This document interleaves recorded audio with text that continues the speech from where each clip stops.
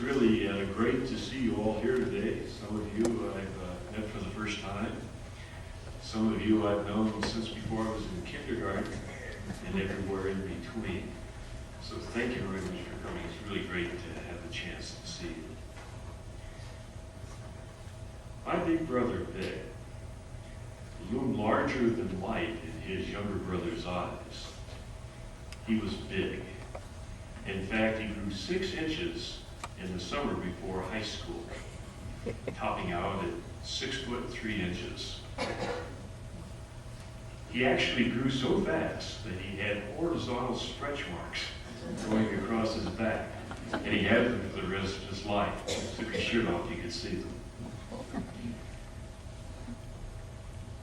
He was a very mentally quick kid, very talented, natural leader, with an incredible muscular build, which I always envied. But he wasn't always smart.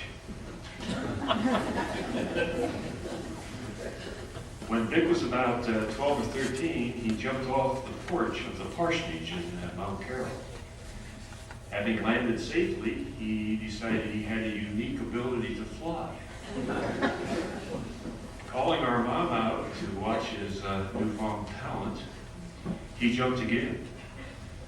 But unfortunately this time, the toes of his shoes caught in the eaves trough and landed on his head and back. We're still trying to figure out what impact that must have had on his future life and thinking. Looks like it must have been good. However, it was his generosity and thoughtfulness that I'd like to illustrate with 3 very quick personal memories.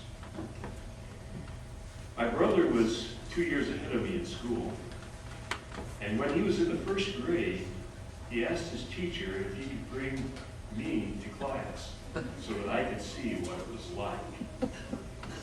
We had to share his little desk. Remember those desks that had fold-down chairs?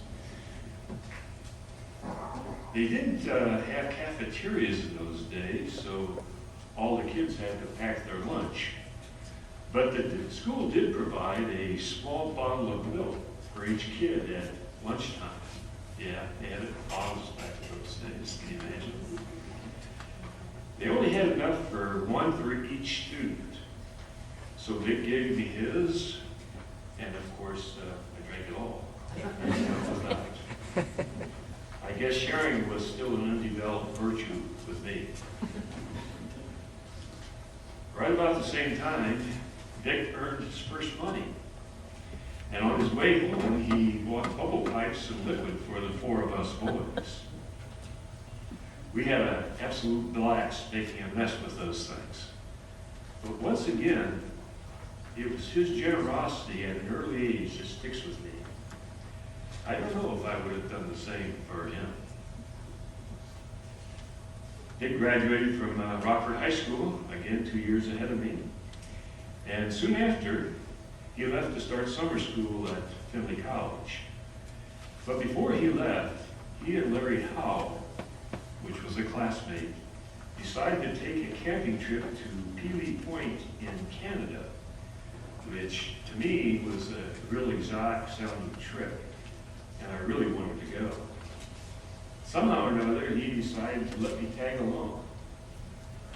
We stopped at an old Army surplus bargain barn that used to stand on the corner of Conant and Anthony Wayne Trail in Maumee, Ohio.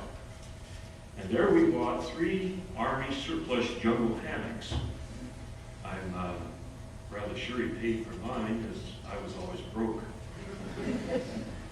That trip has stuck in my memory as an absolute epitome of my brother's generosity and willingness to let a younger brother share a big boy's adventure.